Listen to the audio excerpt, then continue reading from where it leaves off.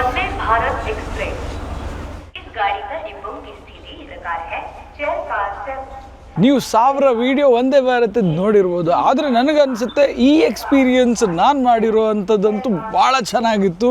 ನಾನು ಯಾವತ್ತಿಗೂ ಅಂದ್ಕೊಂಡೇ ಇರಲಿಲ್ಲ ಈ ಥರದ ಒಂದು ಅನುಭವ ನನಗೆ ವಂದೇ ಭಾರತಲ್ಲಿ ಸಿಗುತ್ತೆ ಅಂತ.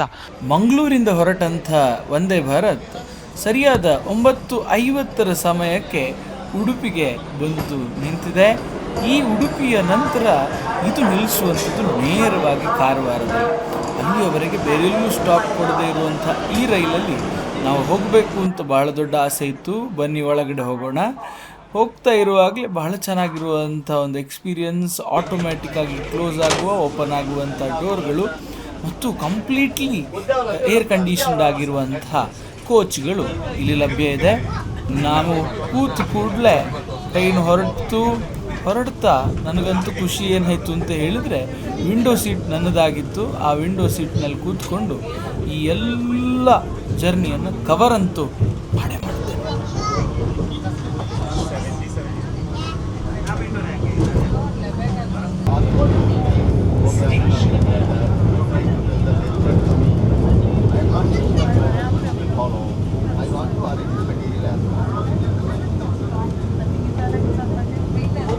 ಉಡುಪಿಯಿಂದ ಕೇವಲ ಒಂದೇ ಒಂದು ಸ್ಟಾಪ್ ಇದೆ. ಆ ಒಂದು ಸ್ಟಾಪ್ ಕಾರವಾರದ ನಂತರ ಮತ್ತೆಲ್ಲೂ ನಿಲ್ಲಿಸೋದಿಲ್ಲ, ಅಥವಾ ಕಾರವಾರದವರೆಗೂ ಮತ್ತೆಲ್ಲೂ ನಿಲ್ಲಿಸೋದಿಲ್ಲ. ಕಂಟಿನ್ಯೂಸ್ ಆಗಿ ಹೋಗ್ತಾ ಇರುತ್ತೆ. ನೋಡೋಣ ಹೇಗಿರುತ್ತೆ ಈ ಪ್ರಯಾಣ ಅಂತ. ಬಹಳ ಸ್ಪೀಡಾಗಿ ಹೋಗುತ್ತೆ ಅಂತ ಅಂದ್ಕೊಂಡು ನಮಗೆ ಸ್ವಲ್ಪ ಅಸಮಾಧಾನ ಆದರೂ ಕೂಡ ಮುಂದೆ ಹೋಗುವಾಗ ಆ ಸ್ಪೀಡನ್ನು ಅವರು ರಿಕವರಿ ಮಾಡ್ಕೊಂಡು ಬಂದರು. ಬೇಸರ ಆದಾಗೆಲ್ಲ ಈ ಥರದ ವ್ಯೂ ಸಿಕ್ಕಿ ನನಗನ್ನಿಸ್ತಾ ಇತ್ತು ವರ್ತ್ ವಿಂಡೋ ಸೀಟ್. ಈಗ ನಮಗೆ ಸ್ನ್ಯಾಕ್ಸ್ ಕೊಡ್ತಾ ಇದ್ದಾರೆ. ಸ್ನ್ಯಾಕ್ಸನ್ನು ಇನ್ನು ತಿನ್ನಬೇಕು. ಅದ್ರ ಜೊತೆಗೆ ನಿಮಗೆ ಬೋರ್ ಆದಾಗೆಲ್ಲ ಇಲ್ಲಿ ವೈಫೈಗೆ ಕನೆಕ್ಟ್ ಮಾಡಿದ್ರೆ ಬೇಕಾಗಿರುವಂಥ ಹಳೆಯ ಹಿಂದಿ ಮತ್ತು ಬೇರೆ ಬೇರೆ ಭಾಷೆಯ ಫಿಲ್ಮ್ಗಳು, ಮ್ಯೂಸಿಕ್ಗಳು ಕೂಡ ಸಿಗುತ್ತೆ.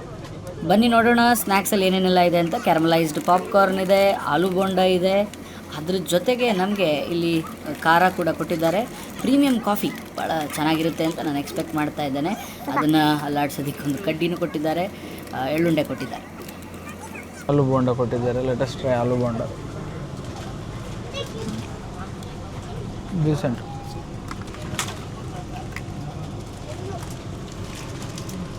ಆಲೂ ಬೋಂಡ ತಿಂದ ನಂತರ ನಾನು ಖಾರ ತೊಗೊಂಡೆ. ಖಾರ ಭಾಳ ನೋಡೋದಕ್ಕೆ ಚೆನ್ನಾಗಿದೆ, ತಿನ್ನೋದಕ್ಕಂತೂ ಇನ್ನೂ ಚೆನ್ನಾಗಿದೆ. ಒಂದು ಪ್ಯಾಕೆಟ್ ಅಂತೂ ಪಾಟ್ ಅಂತ ಖಾಲಿನೇ ಆಗೋಯ್ತು.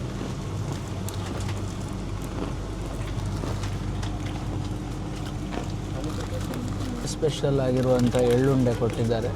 Latest try.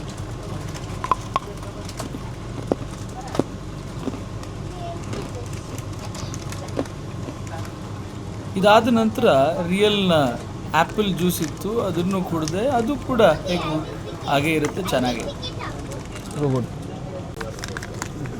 ಬನ್ನಿ ಇನ್ಸ್ಟೆಂಟ್ ಪ್ರೀಮಿಯಂ ಕಾಫಿನ ಟ್ರೈ ಮಾಡೋಣ, ಹೇಗಿರುತ್ತೆ ನೋಡೋಣ.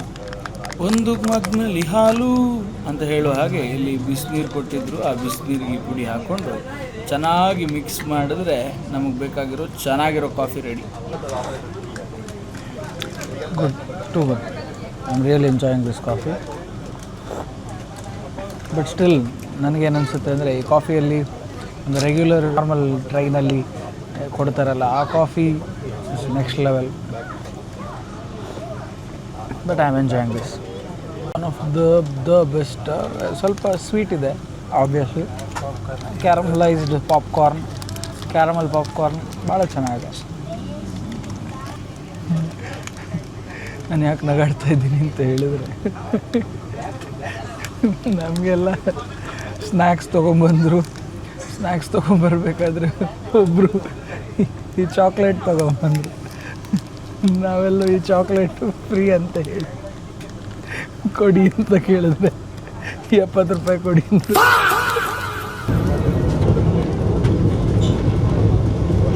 ಉಡುಪಿಯಿಂದ ಗೋವಾಕ್ಕೆ ನಮಗೆ ಟಿಕೆಟ್ನ ಬೆಲೆ 1152.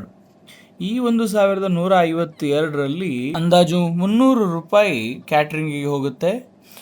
ಆ ಫುಡ್ಡು ಕೂಡ ಅಷ್ಟೇ ಚೆನ್ನಾಗಿತ್ತು. ಒಟ್ಟಾರೆ ನಾನು ಹೇಳಬೇಕು ಅಂದರೆ ಒಂದು 800-700 ರೂಪಾಯಲ್ಲಿ ನಾವು ಗೋವಾಕ್ಕೆ ವಂದೇ ಭಾರತಲ್ಲಿ ಹೋಗ್ಬೋದು. ಆವಾಗಿಂದ ಸ್ಲೋ ಹೋಗ್ತಾ ಇದ್ದಾರೆ ಅಂತ ಹೇಳ್ತಾ ಇದ್ದಿದ್ದಕ್ಕೂ ಏನೋ, ಈಗ ಏನು ಸ್ಪೀಡಲ್ಲಿ ಹೋಗ್ತಾ ಇದ್ದಾರೆ ಅಂದರೆ ನಾನು ಸುಮ್ಮನೆ ಸ್ಪೀಡ್ ಚೆಕ್ ಮಾಡಿದೆ, 120 km/h ಸ್ಪೀಡಲ್ಲಿ ಹೋಗ್ತಾ ಇದೆ ಈ ಟ್ರೈನ್.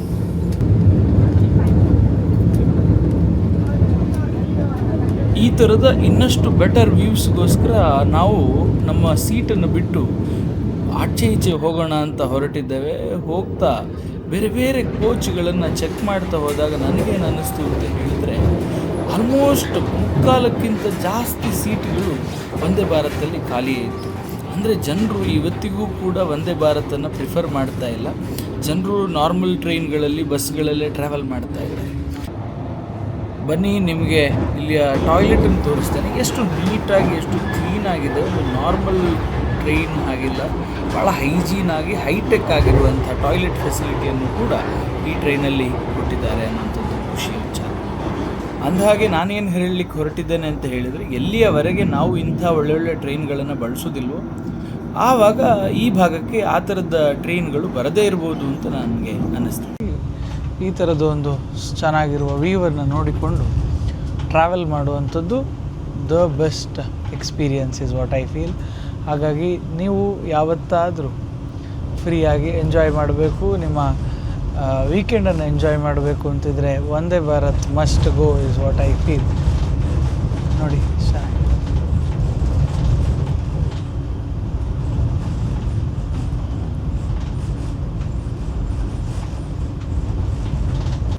ಅಷ್ಟು ಇಲ್ಲದೆ ಹೇಳ್ತಾರ, Konkan railways is always the best ಅಂತ. ಈ ರೈಲ್ವೆಯ ಭಾಗದಲ್ಲಿ ಮಂಗಳೂರಿಂದ ಮಹಾರಾಷ್ಟ್ರದವರೆಗೆ ಸಿಗುವಂಥ ವ್ಯೂಸ್ಗಳು ವಂಡರ್ಫುಲ್. ಹೀಗೆ ನೋಡ್ತಾ ನೋಡ್ತಾ ಸಿಗುವಾಗ ಇಲ್ಲೊಂದು ವಾಟರ್ ಪಾರ್ಕ್ ಇತ್ತು ನೋಡಿ, ಅದು ಕೂಡ ಭಾಳ ಚೆನ್ನಾಗಿ ನನಗೆ ಕಾಣಿಸ್ತಾ ಇತ್ತು.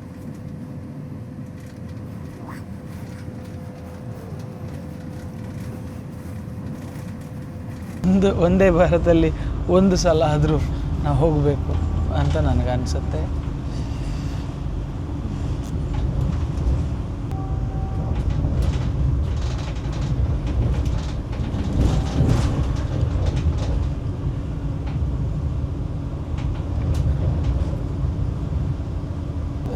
ನಾವೀಗ ನಮಗೆ ಅಲಾಟ್ ಆಗಿರುವಂಥ ಕೋಚಲ್ಲಿ ನಾವಿಲ್ಲ, ಸೀಟಲ್ಲೂ ನಾವಿಲ್ಲ.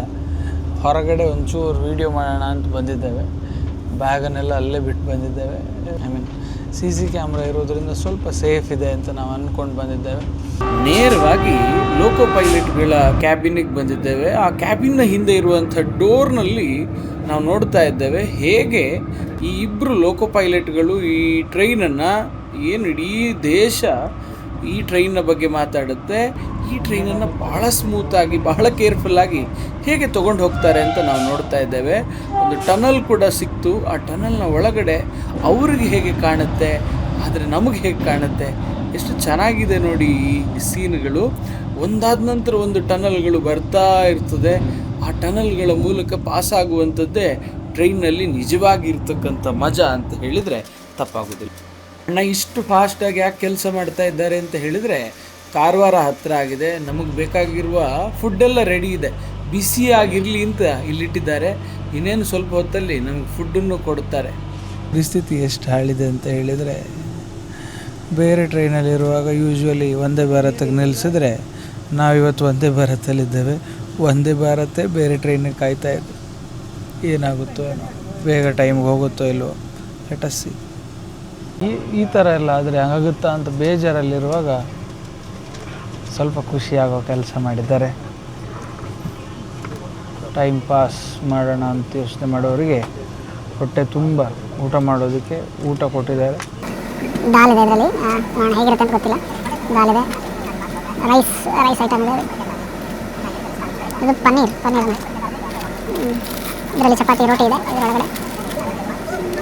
ಇದರೊಳಗಡೆ ಆಲೂಗಡ್ಡೆ ಪಲ್ಯ ಇದೆ. ಅಮೂಲ್ ಅವರ ಕರಡ್ ಕೊಟ್ಟಿದ್ದಾರೆ ನಮಗೆ ಊಟದ ಜೊತೆ ತಿನ್ನೋದಕ್ಕೆ. ಸ್ಪೂನ್ ಇದೆ ಇದರಲ್ಲಿ, ಸ್ಪೂನ್ ಇದೆ, ಪಿಕಲ್. ಇದು ನೋಡಿ, ನಮ್ಮ ಕೈಯನ್ನು ತೊಳ್ಕೊಂಡು ಊಟ ಮಾಡಬೇಕು, ಕ್ಲೀನ್ ಇರಬೇಕು. ಗೊತ್ತಾಯ್ತಾ? ಅರ್ಥ ಆಯ್ತಾ? ಓಕೆನಾ?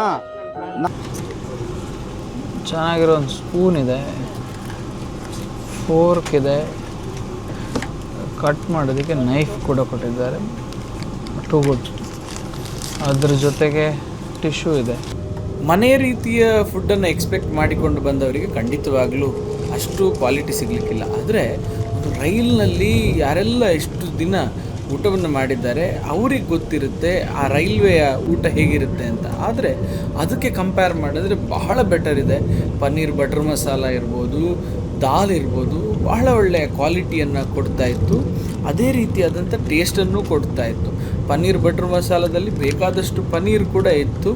ಹಾಗಾಗಿ ಒಳ್ಳೆಯ ಒಂದು ಸಿಸ್ಟಮನ್ನು ಈ ಟ್ರೈನ್ನಲ್ಲಿ ಮಾಡಿರೋದ್ರಿಂದ ಜನರಿಗೆ ಇದು ಬಹಳ ಹೆಚ್ಚು ನಂಬಿಕಸ್ಥ ಟ್ರೈನ್ ಆಗಿ ಜನರು ಇದರ ಮೇಲೆ ಪ್ರೀತಿ ಇಟ್ಟುಕೊಂಡು, ನಂಬಿಕೆ ಇಟ್ಟುಕೊಂಡು ಬರುವ ರೀತಿಯಲ್ಲಿ ಇವತ್ತು ರೈಲ್ವೆ ಡಿಪಾರ್ಟ್ಮೆಂಟ್ ಮಾಡ್ತಾ ಇದೆ ಅಂತ ನನಗನ್ನಿಸ್ತಾ ಇದೆ. ಇಷ್ಟೆಲ್ಲ ಊಟ ಆದ ನಂತರ ಅವ್ರು ಕೊಟ್ಟಿರೋ ಮೊಸರನ್ನ ಭಾಳ ಚೆನ್ನಾಗಿ ತಿಂದರೆ ಎಲ್ಲ ತಿಂದಿರೋದು ಜೀರ್ಣ ಆಗುತ್ತೆ ಅಂತ ಅನಿಸುತ್ತೆ.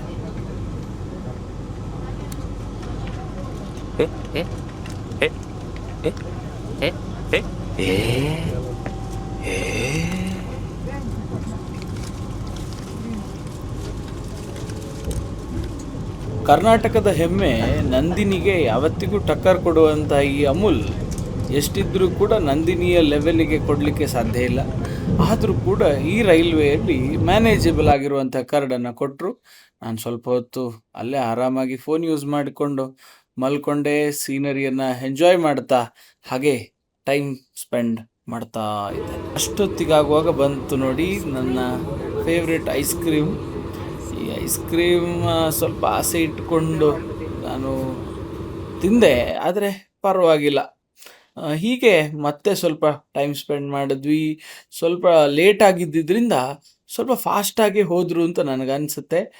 ಆದರೂ ಕೂಡ ಬೇಸರದ ಸಂಗತಿ ಏನು ಅಂತ ಹೇಳಿದರೆ, ಇರೋ ಟೈಮಿಗೆ ಇದು ರೀಚ್ ಅಂತೂ ಖಂಡಿತ ಆಗಲ್ಲ.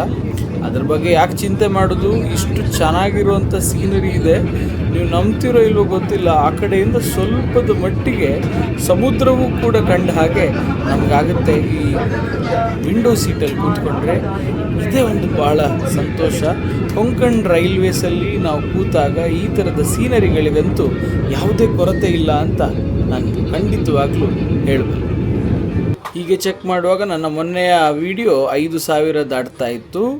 ಮತ್ತು ಪ್ರತಿ ಬೋಗಿಯಲ್ಲೂ ಕೂಡ ಈ ಥರದ ಇನ್ಫಾರ್ಮೇಷನನ್ನು ಕೊಡ್ತಾ ಇರ್ತಾರೆ, ಎಷ್ಟು ಸ್ಪೀಡಲ್ಲಿ ಹೋಗುತ್ತೆ, ಎಷ್ಟು ಟೈಮ್ ತೊಗೊಳುತ್ತೆ ಅಂತ.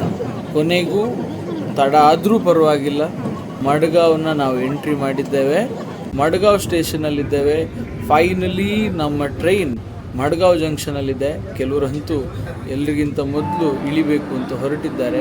ಆದರೆ ಈ ಎಕ್ಸ್ಪೀರಿಯನ್ಸನ್ನು ಮಾಡಿದಂಥ ನನಗೆ ಬಹಳ ಸಂತೋಷ ಇದೆ, ಬಹಳ ಖುಷಿ ಇದೆ. ಯಾಕೆ ಅಂತ ಹೇಳಿದರೆ, ಮೇಕ್ ಇನ್ ಇಂಡಿಯಾದ ಅಂಡರಲ್ಲಿ ಆಗಿರುವಂಥ ಈ ರೈಲು ಕಂಪ್ಲೀಟಾಗಿ ಇಂಡಿಯನ್ ರೈಲ್ವೆಯಲ್ಲಿ ನಾನೇ ಭಾಳ ಚೆನ್ನಾಗಿರುವಂಥ ಖುಷಿಯಲ್ಲಿ ನನ್ನ ಟೈಮ್ ಸ್ಪೆಂಡ್ ಮಾಡಿದಂಥ 3-3.5 ಗಂಟೆಯಲ್ಲಿ ನಮ್ಮನ್ನು ಗೋವಾಗೆ ಕರ್ಕೊಂಡು ಬಂದಂಥ ಒಂದು ಪವರ್ಫುಲ್ ಟ್ರೈನ್ ವಂದೇ ಭಾರತ್. ಇದು ವಂದೇ ಭಾರತ್ನ ಕತೆ. ಈ ಥರ ನೋಡ್ತಾ ಹೋದರೆ ನೋಡಿ ಮುಗಿಯದೇ ಇರೋಷ್ಟು ಜಾಗಗಳಿದ್ದಾವೆ, ಹೇಳ್ತಾ ಹೋದರೆ ಹೇಳಿ ಮುಗಿಯದೇ ಇರೋಷ್ಟು ಕತೆಗಳಿದ್ದಾವೆ. ಇದು ಒಂದು ರೀತಿಯ ಕತೆ, ಇದು ಒಂದು ರೀತಿಯಾದಂಥ ರೈಲು ಇವತ್ತಿದ್ದು. ಹಾಗಾಗಿ ಮತ್ತೆ ಸಿಗೋಣ. ಅಲ್ಲಿವರೆಗೆ ಟಾಟಾ, ಬಾಯ್ ಬಾಯ್, ನಮಸ್ಕಾರ.